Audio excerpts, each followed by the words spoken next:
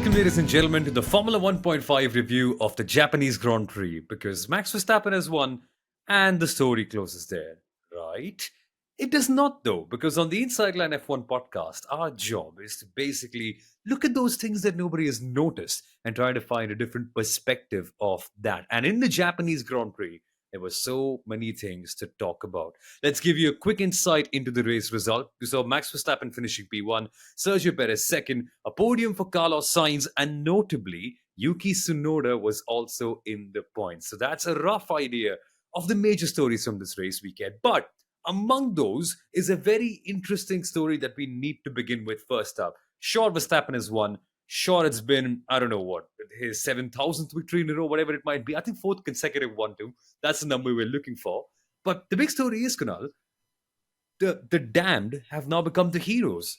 We used to criticize Ferrari strategy so much. I mean, I remember us making it a laughing stock on this very podcast, and for rightful reasons, because they ended up missing it up quite a fair few times. But here we are today, and it seems like Ferrari have outsmarted McLaren. Is this the same team we used to growing up with? Well, it is the same team, just different people running the team. Fantastic race for Ferrari, even if the result doesn't really say so. 3-4, especially after they scored a 1-2 in Australia last time around. One of the reasons they could run this sort of a strategy was clearly one of the other things we made fun of was the tyre degradation, that Ferrari used to be quick on Saturday and then would go backwards on Sunday. But their tyre degradation is actually very, very impressive. And that's what allowed Charles Leclerc to do a one stop strategy in the Japanese Grand Prix. Mind you, this was the one stop strategy that Mercedes really wanted to try, gave it an attempt, and then aborted all throughout. And this is the same team, Mercedes versus Ferrari. Mercedes eventually beat Ferrari to second place in 2023. And the same Mercedes that ended up beating Ferrari in 2016, 17, 18, 19, 20.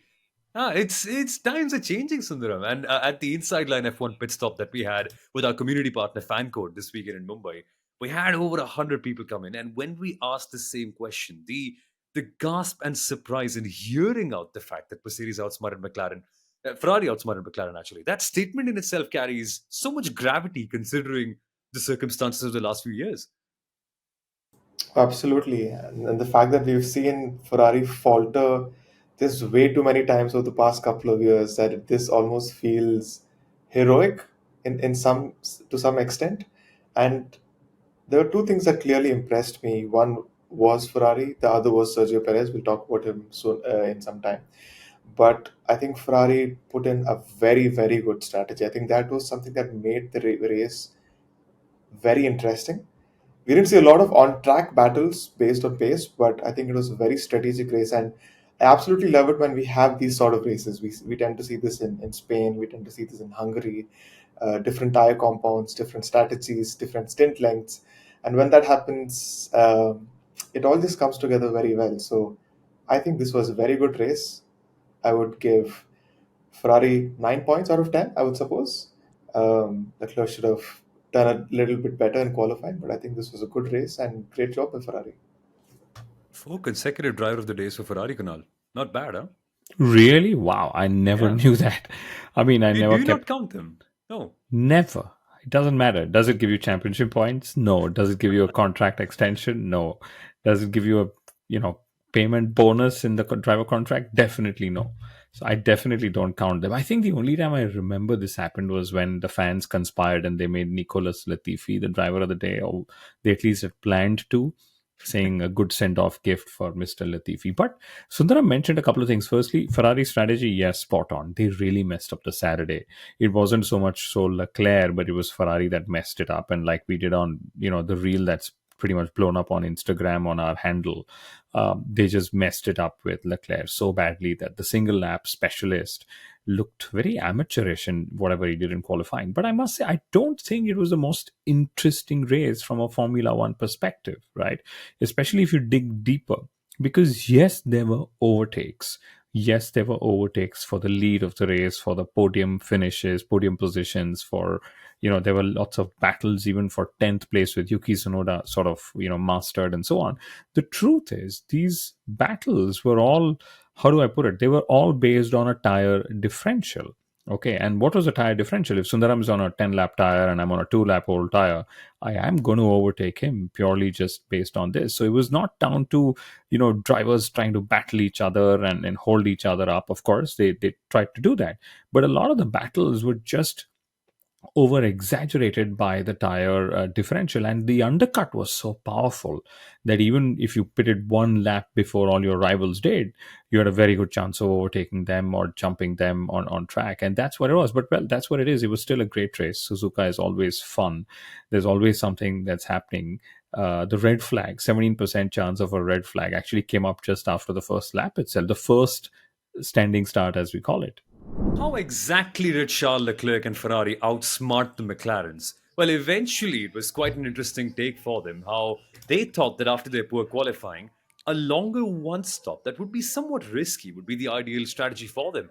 Instead of running in all the dirty air, they could just go out up ahead, claim track position, hope that the deg is not that bad there, and then figure out where you recycle. And that recycling actually worked out quite well for Charles Leclerc as he eventually ended up in the podium spots before Carlos Sainz eventually got that position. And that was quite a move by him to get that position in the end as well. And we saw lots of teammates working together, letting each other go past.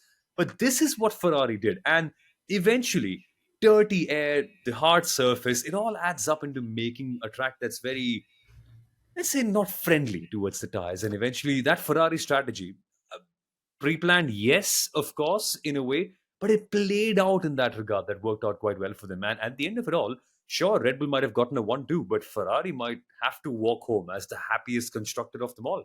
Or will it be RB? It's a bit of a tough call, this, isn't it?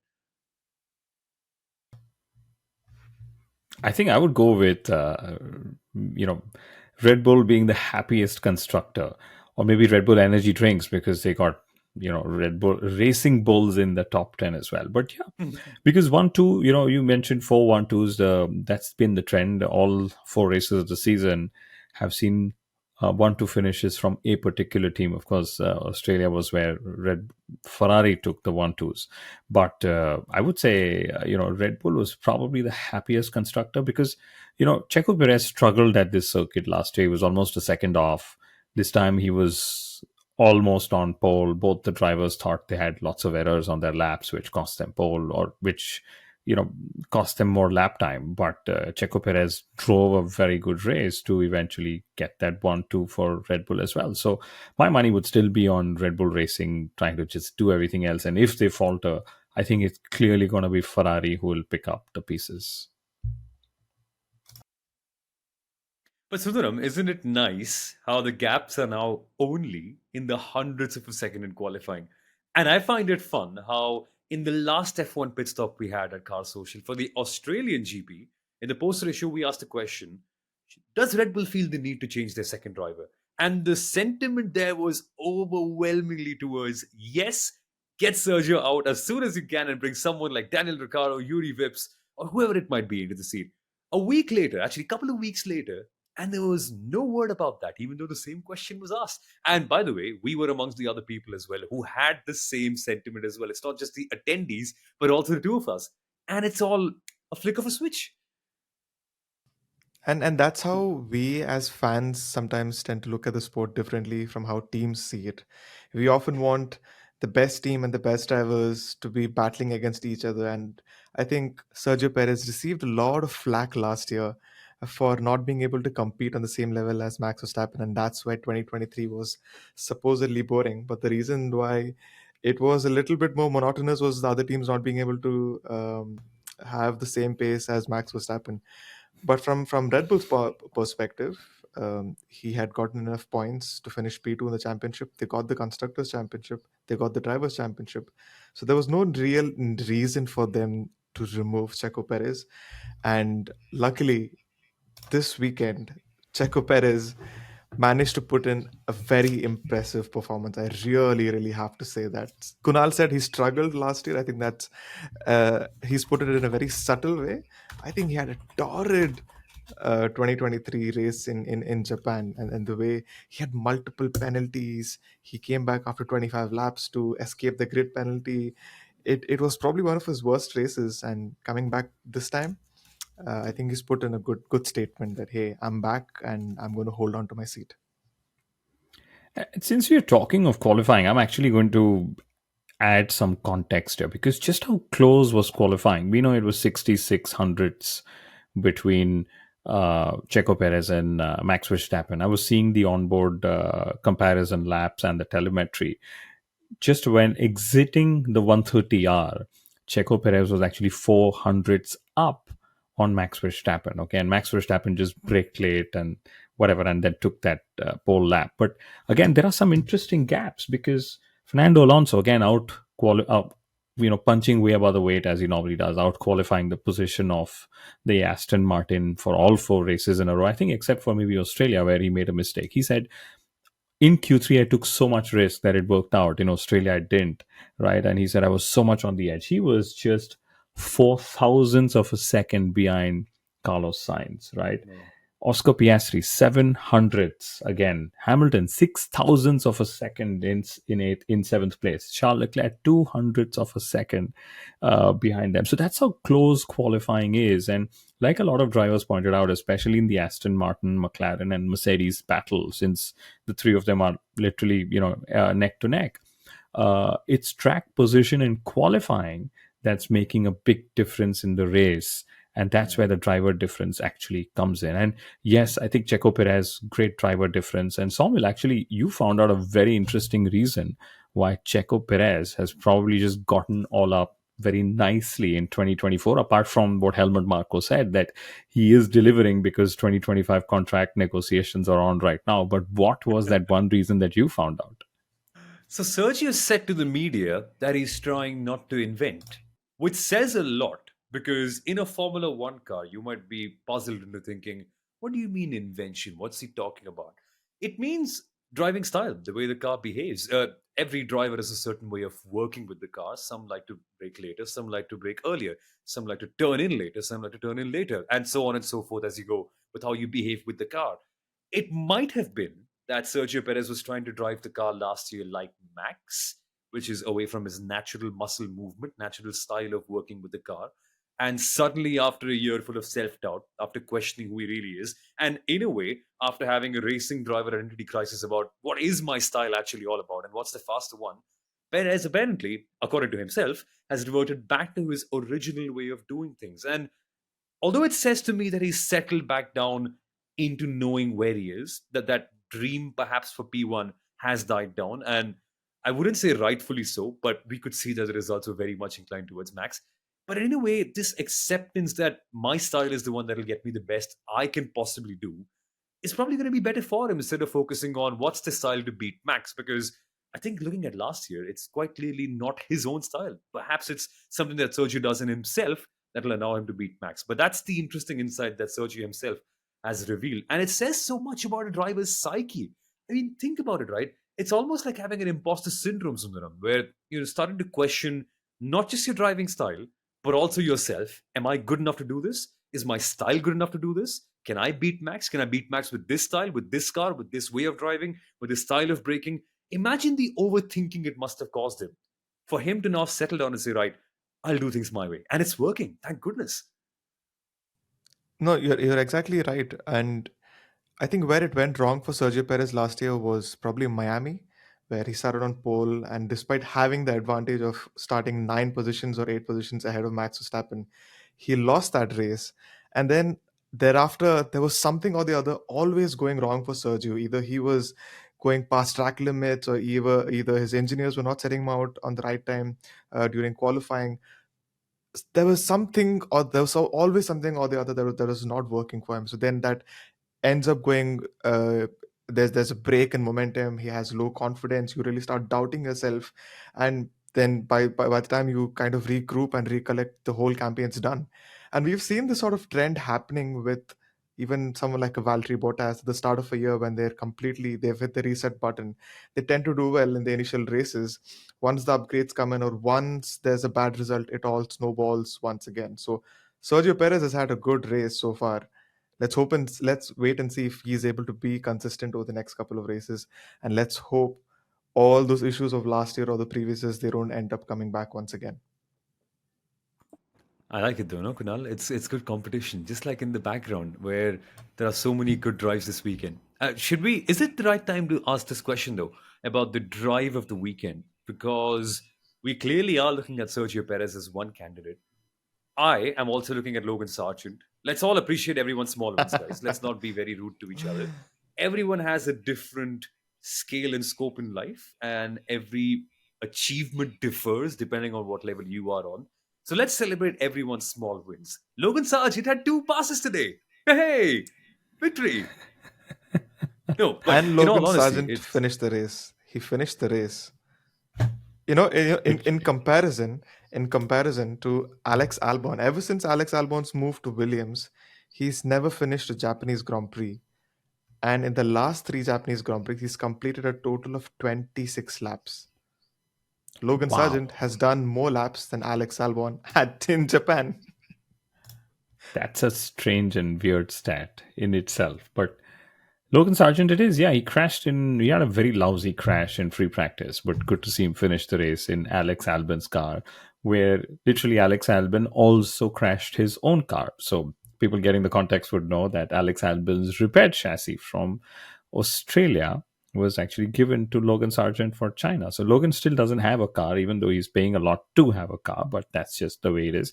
My drive of the weekend, I would say my drive of the first 4 race weekends, if I may just be a little too bold with that, is what do you say? Yuki Tsunoda. Clearly, he's at 2 back-to-back race points finishes, which is, by the way, equals his maximum race points finishing streak. I don't know why I said streak, but the key part here is each time there has been an opportunity to qualify in the top 10, Yuki has taken it. And each time there's been an opportunity to score points in the top 10, again, Yuki has taken it, right? And to give you an example, in Bahrain, we had Lance Stroll creating an opportunity in the top 10. Yuki, of course, was 19th. Nico Hulkenberg took that 10th place. Okay. But after that, in the 3 races, Saudi Arabia, Australia, and Japan, Yuki Tsunoda has been in Q3 in all those races. Okay. In Saudi Arabia, it was at the cost of Oliver Behrman, who was standing in for Carlos Sainz, as we know. In Australia, it was Lewis Hamilton who created the Q3 spot. And then again, in Japan, it was Lance Stroll who created that Q3 spot, and Yuki took it. And that's why Yuki Tsunoda is my driver of the weekend. And remember, he overtook 3 cars in the pit lane, right? So that was, of course, down to his strategy, that was down to his crew, but that was also down to him stopping in his marks, also down to him not faltering in that pressure moment. And Yuki Tsunoda, again, made overtakes on track at places where we've almost never seen drivers overtake. Okay, so he was pulling off all those moves. And very interestingly, in the pre-race media meeting, Yuki Tsunoda told all of us, saying, I'm actually bored of this circuit. And remember, he's, a driver. English is not his first language. So he didn't really mean that. And all the other drivers, Max Verstappen included, saying, are you serious? Because every other driver said, this is our favorite circuit. It's the best driver circuit ever, Sector 1. And and Yuki Tsunoda said, actually, I've driven way too many laps here. And then he started doing a count.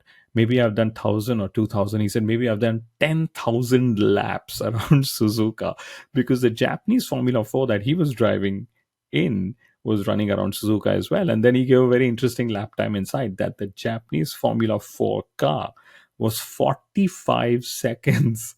Mind you, I'm going to repeat it, 45 seconds slower than a Formula 1 car on a lap around Suzuka. 10 seconds per formula, not bad. Or 10 seconds per corner or something. But on the drive of the weekend, Sundaram, you had something very interesting that we discussed on the way back from our event. Who would you pick in this spot? You had something to say. Oh, I'm going with Charles Leclerc. I am definitely going with Ferrari today because I was so massively impressed with what they were able to do.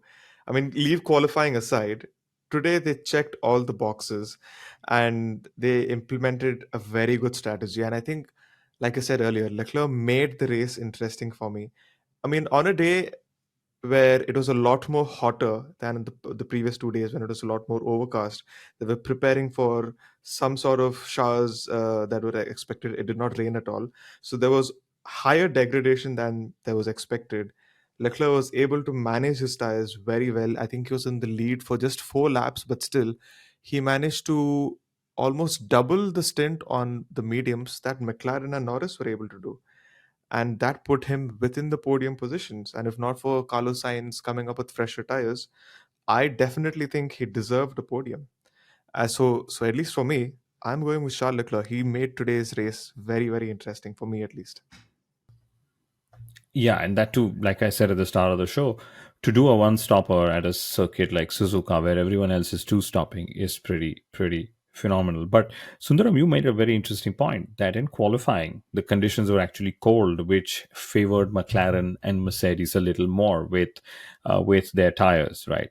But today it was hotter, and it actually brought Ferrari back into play with regards to the circuit temperatures and so on. And yes, one thing that Frederic Vasseur has changed, at least now, is there is a lot more confidence into what Ferrari is able to deliver, and it's just a matter of time that they're able to sort of make this their new baseline, because I still think they are clearly number two and maybe challenging Red Bull if the circuit's characteristics go away from them, especially if there are front limited and graining and so on, and that suddenly just artificially costs Red Bull performance. And that's the best part, right? You see these little races here and there, kind of like your Australia's now every now and then, where you see other teams challenging, which makes it so much fun. But on this whole subject about drivers and their drive in context of their entire race weekend, Leclerc was good, Sonoda was great, Sainz was quite good as well. Oscar Piastri, probably not the best. Let's touch upon him very quickly before getting to Mercedes. And let's ask the question, why was he not as good as Lando Norris? Because on this whole battle between them, sure, Lando got the upper hand in qualifying, which eventually makes a huge difference. But in the race as well, one very interesting observation that we noticed was that after their first pit stop, Piastri Norris only had a 1 lap difference in terms of tire age. Norris's tires were 1 lap younger than that of Piastri, but still, Piastri was lapping roughly 4 tenths, 3 tenths, 5 tenths slower than Lando Norris on an average per lap. And that says quite something. Now, we've been tracking this since last year, and there are so many races, especially the longer ones, kind of like your Qatar Grand Prix and the likes, where we've noticed that Oscar Piastri tends to trail off. Some experts and some paddock journalists have said that it's tire management. Piastri himself has said that he's not able to manage them as well. But I find it interesting how this whole cycle is still carrying on, Kunal, even though it's been 1 year in Formula One. And it's hard to quantify how early or how late a driver should learn tire management, but clearly that deficit exists and it exists hard. It does, and like Mark Webber said, he knows how to drive a Formula One car fast. He's just learning how to drive a Formula One car slow these days, which is the truth. Because Charles Leclerc actually said on the radio, which probably will never get played out, was what shit are these tires? Because these Pirelli tires, they needed a lot of management. Max Verstappen said that they needed management over a pole position lap. Now, can you imagine that? That's how terrible these tires are, and then you're expecting a driver who's won F4, F3, F2 to suddenly come in and learn these tires when it's not as easy, right? Franz Tost, who we've been in queue to get on the Inside Line F1 podcast, literally said for a driver to excel in Formula One, you need to give them 3 seasons, right? uh, Oscar Piastri is not even halfway through that 3 season mark, but whatever he's shown is actually good. And if we were to just sort of look at what I said about track position, right?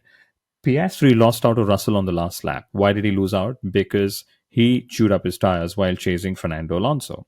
Why was he not able to attack Fernando Alonso? Because A, overtaking is tough, and B, like I said, track position is very, very vital when it comes to these battles between McLaren, Aston Martin, and Mercedes, right? So these are proofs of what we're trying to say, that it's actually playing out on track. It's not just us sharing opinions, right? So it was just down to that Oscar Piastri just didn't have the track position when he would have probably needed it. And I'm looking on the side because I'm trying to see the tire information that I have. And let's remember, it's Fernando Alonso. It's probably the most difficult driver to overtake on track in all of Formula One for the last 20 odd years that he's been around. So that's why, you know, Oscar Piastri, let's just give him a break. But there was Oscar Piastri and George Russell. George Russell was released in qualifying, wasn't it? Qualifying, just in the tracks of Oscar Piastri. Yeah, I am yeah. surprised that Piastri did not get a penalty for that, because clearly what Russell was doing was he was looking at his steering wheel, making adjustments, not expecting anybody else to be in his way because it's George Russell. I think Oscar Piastri should have just very well gotten a penalty for it, the way they gave Fernando Alonso a penalty last year for Australia, or last race for Australia. By the way, that didn't fly, did it? Because it was all full of sarcasm. So I need to just work on my Yeah, delivery better. yeah. I was wondering if you got the names wrong. Okay, you clearly had me confused. Crazy, crazy. But that's McLaren, and you know, I like that the banter is slowing now because Fernando Alonso also had something very hilarious to say, as he always tends to. Funnily enough, Fernando Alonso went to the media after the race and said, "I think I had one of my best performances in the recent times, but nobody will remember it tomorrow morning." Why is he feeling so sad, Sundaram? What's your favorite driver on about? Like, what's the downbeatness about? What exactly did he say? He said that I had one of my best performances in recent times, but nobody will remember it tomorrow morning. Something's gone wrong. I mean, it takes a He's lot to been discourage someone like Fernando Alonso, does it? he's been saying this a lot in the last couple of years. One good qualifying session with an Alpine, he says, "This is my best qualifying session of my career." One good race with Alpine or Aston Martin, he says, "This is the best race of my career." He's quite clearly looking past Valencia 2012 or Imola 2005 6. So I don't know the sort of zone that he's in, but once again, you tend to see the brilliance that this guy tends to do in the car. Today, he managed to push Oscar Piastri closer towards George Russell. I mean, to give Oscar Piastri DRS towards in the latter stages of the race, and that's just typical Fernando. And I think he went to the media after the race and said, "I have to be disqualified from the championship for my moves. I think I was doing some risky moves today as well." Always very very cheeky, typical Fernando. But guys, literally hats off to Fernando Alonso, because that Aston Martin is a P4, P5 car, which is either, eighth, ninth, 10th. That's where it typically should be. But Fernando Alonso has managed to qualify sixth, fourth, and 10th in Australia, where he admitted, he took too much of a risk, and then fifth again. So he has been putting that car in places it doesn't deserve to be. But that's pretty much been the hallmark of Fernando Alonso. Hasn't it been so? No, it's been the hallmark of the entire Aston Martin team. I think even Lance Stroll put a car in places. Even Lance Stroll puts cars in places where they aren't supposed to go. That delivery didn't work out. We'll do it again for the short form content. Even Lance Stroll ends up putting the car in places where it isn't supposed to go anyway. And today, sorry, I just need to compose myself before I let this one out. It's like they're playing a game of anything you can do, I can do better, right? Remember that at Sundaram where we had Lewis and Fernando back in 2007? It's just a little bit different this time with the teacher and the master, because Lance Stroll said, "Master, if you can touch the barrier and leave a corner, I can do something similar as well." Touch the barrier in Saudi Arabia. Failed. This time, he thought, okay, if Fernando Alonso can say GP2 engine, I can do something similar as well. Here we are with his latest comment. Can you enlighten us about what Monsieur Stroll has had to say today? Or Yeah. wait, what was it? He said, I don't have power on the straight. It seems like I'm driving another Formula or something like that, which clearly was his way of saying GP2 engine. Probably needs to learn GP2 from Fernando engine. how to deliver the best message in the fastest way. That too at a circuit where Fernando actually did use the words GP2 engine. So he could have just used that and commemorated Fernando for what it was. But then Mercedes would have gone absolutely berserk with Aston Martin. And remember, Mercedes, I think, also owns stake in Aston Martin Lagonda, the road car company. So lots at stake, not just at Aston Martin Formula One team, but also the road car company. Is it Mercedes or is it Toto who has shares in Aston Martin? No, It's it's Toto, right? Mercedes. No, it's Mercedes, I Mercedes? think. Yes, because Mercedes also supplies road car engines to Aston Martin. Okay, but I don't think so. Lance is really gonna care as much, or because I Of mean course, he Aston doesn't care. Martin's Otherwise, he'd have gone Aston quicker. Martin's Aston Martin's gonna have Honda engines in 2 years' time. But yeah, the same comment at the very same track that happened almost 10 years ago. That cost Fernando the big job at Honda several years and Yes. whatever. But yeah, GP2 engine for all of those tuning in or hadn't tuned in back then, didn't get the references, I would say. But clearly, Lance Stroll, can you imagine? He actually got overtaken by Nico Hulkenberg in the closing stages of the races. So while Fernando Alonso is fighting at the top with the top five teams, Lance Stroll has decided to fight with the bottom five teams. And then he would turn out and tell the media, hey, I'm at least in the fight. Sorry, did you say decide to fight? Yeah, I mean, clearly, right? If I you like the wording. Lance Stroll was actually not involved at all in the Daniel Ricciardo Alexander Albon incident, which I think we should talk of because that opening race, red flag, whatever. Albon very brave. Ricardo, what happened? Whatever happened to that spatial awareness that drivers have? They're aware of what's happening. Was Albon in the blind spot of his rear view mirrors? Maybe that was the case. But on a WhatsApp group, which the three of us are part of, along with some 80 other motorheads, somebody said Alexander Albon was silly to be there. I Huh? completely don't believe that. Yeah, because if you're a racing driver, you see your driver ahead actually going slower, creating a gap for you. You go for that gap. And I liked how Daniel Ricciardo put it. He said Alexander probably didn't want to go there, but he just found himself there. And either way, it's just one of those things where Williams just ends up crashing. And then everyone keeps asking them about a spare chassis and other spares and whatever and so on. Which, by the way, they Alpine is another team that doesn't have a spare chassis. Just that they aren't really ending up racing even in Formula 1.5 because both their drivers had contact in today's race, even though they're racing for like positions 30 and 32, whatever, and they finished 26 seconds behind the Sauber in the race. Can you believe? I know I've just switched on lots of talking points here, but yeah, spare chassis, Alpine, Williams, crashes, Ricardo, Albon, lots that I just spoke of. Yes, I think it's also going to be a very tricky situation for Williams to turn up in China with two working or functional chassis. They gave the spare chassis to Alex Albon this weekend. He crashed out of it and he's supposedly damaged that one as well. And they have to go on a huge recovery and repair job before China. It's also possible that we might end up with one car. And again, the question is going to be who's going to be driving that car? Are they going to go the other way around and give the car to Logan Sargent this time and say, Oh yeah, take no. the spare chassis, drive in China, you've deserved it.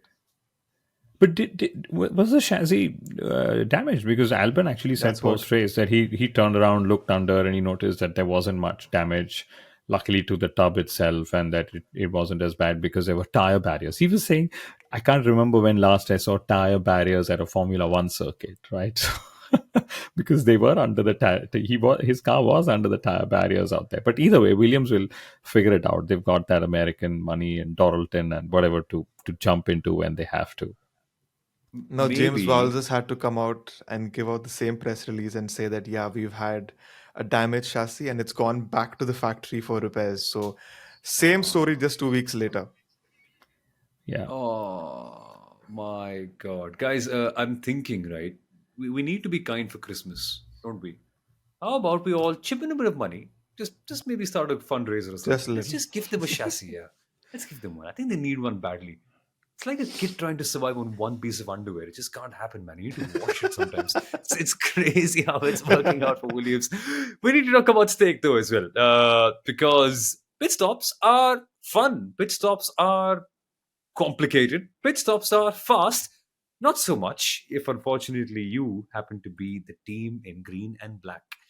Another slow stop for Zhou Guan Yu this time out. And let's do some digging here, right? Let's do some really nerdy stuff because we had this conversation right before recording. And I was very, very curious to know what could the issues be. Now, to a layman like me, cross-threading doesn't make a lot of sense. English isn't really my first mechanical language. I talk mechanics in Hindi mostly. But what's it all about? What's the issue here with the stake pit stops? And why can it not be fixed until May, which is the deadline they've given, by the way? It's crazy. Well, what happens is pit stops are really quick. They're really important. As you saw today with Racing Bulls, they jumped 3 cars in the pit stops with Yuki Tsunoda. Now imagine if you were Sauber and your fastest pit stop was 4 seconds. You would have probably never made those positions, right? But going to pit stops, even pit stops need the latest of equipment, latest of software, latest of sensors. That comes at a cost. That's what also goes under the budget cap. So the teams have to make a choice, where do you want to invest the money? And for example, Mercedes last year didn't have the fastest of pit stops, if you guys remember, and that was conscious because the team had decided to put their money on the car, right? So that's what eventually happens even with pit stops, right? So that's where I'm guessing Sauber is going through some upgrades, getting the tech in place, and hence then the processes will fall in place because it's the same people who did the pit stops. It's not the people who's gotten slower. It's just that the uncertainty around the is higher because of the tech being the way it is. But they actually had a 4 second pit stop, which is for Sauber standards not too bad, I would say, guys. I'm Really? serious. Wow. No, isn't You it? are? Is it I not? mean, Oh yeah, because imagine. They're yeah, getting because better. They're getting yeah, better. exactly because our colleague Nityanand, who digs up these amazing graphs and stats on the Inside Line Instagram page and the Twitter page as well, by the way, was able to create this average pit stop timing graph. And if my memory serves me correctly, Sundaram, the average time for stake was 5 seconds, right? In the last 3 races, So something they thereabouts. slashed a whole second, and a whole second in terms of performance in Formula One is a lot, but actually on track, not in the pits. But they're getting there. They're getting there slowly and steady. Yeah, they're getting there. I think the bets will just keep on getting better for them. But last thing to talk about, let's drop the bombshell. Lewis Hamilton, an eight-time. Wait, wait, wait, wait, wait. Before you go to Hamilton, I actually just opened up that graph because it's a very Oh, crucial you did. graph. Okay. Hey, Average pit stops after the first 3 rounds, average pit stops, 14.4 seconds. He actually didn't remove the outliers because you needed these outliers. This is for stake, right? Racing Bulls is actually even worse, 6.7 seconds.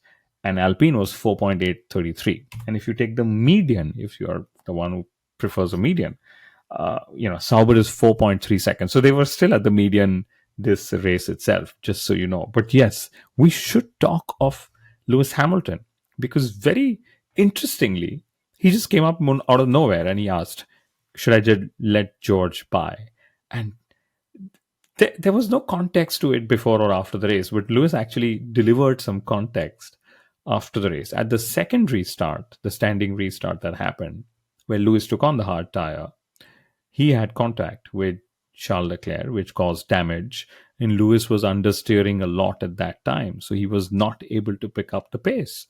So that's when he turned around and said, if George is anyway quicker and he doesn't have damage, let him just go. So that's the context. It's got nothing to do with the fact that Lewis is going to race for Ferrari in 2025, and the team just decided out of nowhere, you're there, just let George go. Thank you.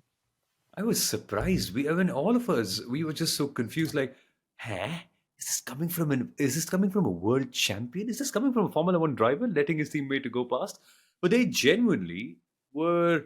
I'm not going to use the words we used at the event, Sundaram. Don't worry. They genuinely Yeah, yeah. were. They were all right. They were all right. Let's put it that They're way. all right. They're all right. They're all right. But like Kunal said, context is always important, because otherwise, if we were sitting and scratching our heads as to why would Hamilton say such a thing, but if he's had some sort of damage or if he's had some sort of performance loss, then it kind of makes it just very straightforward and fair that he gives over that position to Russell and see if he can make a chance out of it. Yep, exactly. And that is what we saw with Mercedes. A quick word on why they didn't work out very well. Do we? I think not much is left to be said about it, right? Or They tried doing something after the first red flag, and I think three fourth three-fourths of their time into the race, they kind of realized that this wasn't going to work. So then they switched from a one-stopper to a two-stopper. They added one more late pit stop at the end, and they couldn't salvage anything out of it. So they finished largely where they started from. But it was a little sad to see Mercedes literally a second and a half, 2 seconds down on the other competitors and getting passed by so easily. Not the best of sights for a team that's won so many races and titles in recent years. But I really hope they're able to turn this around and be a little bit more competitive. It's not nice to see Mercedes in this situation. I It's not. mean, that way, I'd say it's not nice to see the other 8 teams in this situation. Can we just have all the 8 teams competitive enough? But let me add some numbers to your Mercedes point, Sundaram, some context. Mercedes, George Russell finished seventh, 45.9 seconds after Max Verstappen, right? That's how low he finished. And this is what Toto Wolff actually said post race. He said, now it's just live testing for us. We found some performance. We're going to go in that direction. So we're just following that direction. A lot of data is pointing us in that direction, even if the results don't reflect this way. And I can't wait to go racing in Shanghai, right? This is what he said. And like you pointed out, Mercedes actually tried to do the one stopper. So they over managed their hard tires, and then they realized that the one stopper is just not going to work. And if I remember there were lots of nice overtakes, but every time I think of a good overtake, it was always a Mercedes car being overtaken, and that's also pretty embarrassing for Mercedes, I would guess. We I have to don't give know. credit to Sergio Perez over here. I think he gave us two very good overtakes from this race, and I Yeah, think it's a good plug as well on the inside line of 130R. Yeah, Smart. and Nicely he did it done, my twice. He did friend. it twice. But adding genuinely a very yeah, good go overtake. on. Yeah, adding more context to Mercedes, and I can't stop it. We should have done this at the start of the show. Anyway, we have 98% of the people who listen till the very last minute, till Sommel literally says, "And that's it, guys," and then people don't listen to the ending tune. But But there is a reason why we're doing this at the back end, which is clearly because if the performance belongs to the back end of the top half, well, we should probably also we can take our liberties, can we not? yes, can we not? George Russell turned around and said, "The last 3 circuits haven't suited the strengths of our car." That's 75% of all the races that have happened this season. I don't know what to really say. But this is where if Aston Martin had 2 drivers scoring points, Mercedes would have found themselves in a bit of a spot, being beaten by not one but 2 customer teams this season. Wouldn't that make them? Oh no, Williams also have Mercedes. Sorry, I forgot briefly. I just thought they would be the last Mercedes powered car. That would be sadistically funny the way it would have worked out. Not yet. But yeah, it's a bit sad though, just to see the sight of a silver car around Suzuka passing people once and then falling out of sync altogether. I mean, yeah, that's my 2005 memories. Whatever little ones I have as a 2-year-old are starting to fade away in a negative light. But that's all that we have from this weekend, ladies and gentlemen. That's our Japanese Grand Prix review. There is another race coming up soon. It's going to be the Chinese Grand Prix coming up. And if you are around India, there's one particular city where we're trying to get to for China. So stay tuned. The Inside Line F1 Pit Stop, we're trying to bring it to more places than just Car Social, which, by the way, has been a lovely venue to this weekend's pit stop as well. And on that, I'd seriously like to thank Fancode for providing such amazing merchandise for our winners. They got to win incredible caps from the Formula One store that they have as well. And they also got season long passes to watch Formula One literally for free if they won the quiz. And 3 people ended up doing that quite well. So thank you for everyone who attended that event. And yeah, can we reveal more? We can't reveal more, no? I don't think we No, can. we shouldn't. We should look out for social media. But Yeah. one word of thanks to Fan Court. They brought Formula One back to India, which is fine, which any broadcaster could have. The Japanese Grand Prix was actually available. A full weekend's broadcast was available for 30 rupees, which is less than 4 cents of a dollar. Why am I stating this? Is because Formula One over the years was actually built on free to air television. Hmm. Okay. That's what Bernie Ecclestone did. Then he put it behind a paywall. Everyone started making money. Television contracts went up. We know all of that. But the audiences dwindled when it went behind paid TV. That's also known, right? 30 rupees to watch a Japanese Grand Prix broadcast over a weekend is as good as free to air, even though it's just on a live streaming app, etc. It is literally as good as free to air. So fantastic stuff by our friends at Fancode. And if you're anyone in India who still doesn't want to pay, guys, just pay. Come on. There's no need to use illegal streams anymore. It's only $30 a weekend. On top of that, if you attend our pit stops, there's an even further discount for the entire season as well. Why do you want to use pirated streams? Just pay the money. It's not a lot.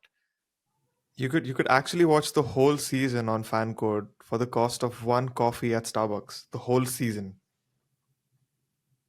No, mine's more.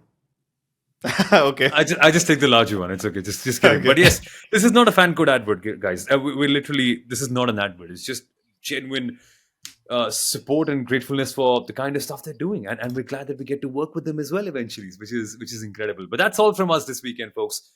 Thank you so much for tuning in, and follow our social media for more short form content and more insights about where the next F1 pit stop will be. See you there, folks. Take care. Bye bye.